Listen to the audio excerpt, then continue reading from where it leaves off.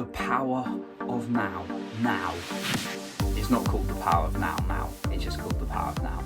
But I just wanted to emphasise you should probably read the power of now. Now. I'll put this down. Guess what I'm going to be talking about today? Sorry, that's not a very good joke. The Power of Now, of course. It is a fantastic book. If you haven't read it already, I strongly recommend you do. But I am going to outline some of the key learning lessons from it and how I've applied it. Again, I am not a robot. I don't just read theories or read from scripts and then just talk about them. I actually talk about things I do in my life. So, the power of now, which is now what we're going to go over. I'll stop that now. I said it again, didn't I? So, what is this book about? This book is written by an author called Eckhart Tolle, and he sadly, but obviously it didn't happen, so that's good, was close to suicide, in that he was thinking about suicide, and then he had the thought, I cannot live with myself, meaning he saw himself as a self that he could observe and recreate. He had the power to change him, and he understood that. And the book's all about being present, being the observer from your life, and being as present as possible, which I thought was a really strong thing that we need to focus on right now with all the chaos and mayhem going on in the world. There's an easy tendency to think about, what's going to happen in the future, feel a little bit anxious or start missing all the things of the past. But by living in the present, you're living in the best place you can be for your happiness and productivity. And if you're saying, oh no, I'm not that happy right now in the present, well, I'm going to go over that as well in some of the lessons I learned.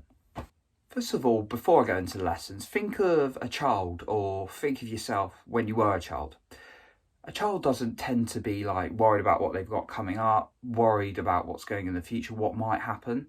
They haven't had that programmed into them yet. They're very present in what they're doing. They're loving playing with their toys. They're loving being on the playground. I remember feeling like that. I just love watching these little videos when I was a kid, or playing with Lego and all sorts, just being present, enjoying what I was doing, or whether it's jumping in puddles or something. Sorry, Mum, if I damaged any of my clothes. I still do that now, though. Well, not jumping. Well, I do jump in puddles sometimes. But anyway, when you're a child, you're really, really present, and the book's encouraging you to do that in what it's saying. So the first learning lesson I got from it was stressed is wanting to be in the future away from where you are now. In that you're in a situation and you want to be away from it. So it's about being in the future, but instead it emphasizes the idea of dealing with what you're thinking now, rather than running away from it and wanting to be in the future.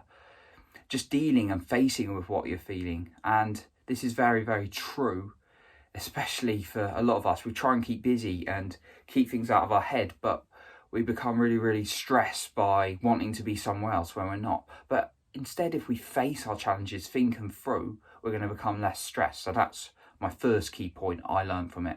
Stress is caused by wanting to be in the future rather than the present.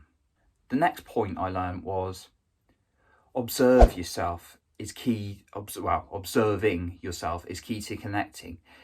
In that, understand, it sort of touches on what I talked about, but understand what you're feeling and relating to your emotions, labelling them is a really important thing to do rather than running from them. Because when we can understand the truth of how we're feeling, we can then work with that. But if we're running from something constantly, we can't work with that. So observing yourself by doing things like sitting in silence, meditating, go on walks without listening to podcasts to keep you distracted. Although I do that, but obviously I'll go for a walk in silence as well, or listening to your music. Be present alone with yourself. Most of us are terrified to do this, and I have a jam-packed schedule, but I make sure I have time to be present with myself, because then I can observe my thoughts and work with them in order to make me feel as good as possible. So observing yourself is key to connecting. For all the goal setters out there, which hopefully is you, because you'll be watching my channel, so you're into personal development, but set goals, but be present. So setting goals is essential for knowing what we're working to in life. And I'm not saying don't do that, because I do that, and all the top achievers set goals. They have goals and they keep working and working towards them. But don't get too carried away with the outcome. Focus on what you're doing today. Focus on how you're feeling and make sure you're feeling good, rather than struggling to get to a certain point. Because if you struggle, you're going to take ages to get somewhere. And I found that when I sort of relax and take my foot off the gas a bit and just do little bits rather than too much in the present moment in the day, rather than thinking I've got to do this, this and this, that's when I start to see more results. So set goals, but be present. And I said I was going to mention this one early on. And this next point is, if you can't surrender to the now, change your situation. So if you're really, really struggling to be present and it's so stressful and you can't cope with it, then go and do something about it. So this is something like, if you hate that job so much and you can't be grateful, you can't be present, you can't be in the moment, then you need to think about changing a job, changing your career. Or if you're in that relationship where you just can't be present and happy in it, change that relationship.